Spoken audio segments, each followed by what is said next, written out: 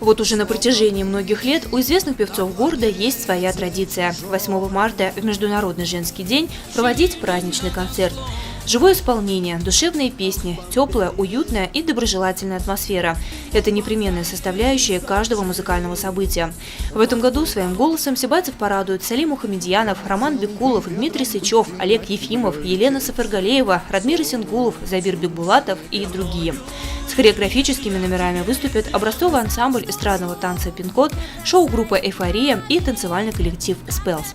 Гвоздем программы станет выступление руководителя Центра иностранных языков «Санрайз» Ахмеда Саида, который наряду с сибайским телевидением является и организатором праздничного концерта. Каждый день я захожу в «Контакт» и вижу призывы о помощи больным детям. Так и возникла идея сделать благотворительный концерт.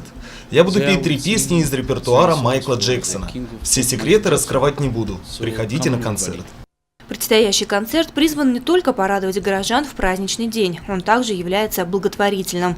Все вырученные средства будут переданы на лечение больных детей.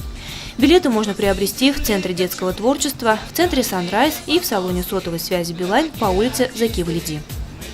Лиана Кириллова, Гульхамитова, Али Кадыров, Гульгина Раскильдина, телекомпания СТВ.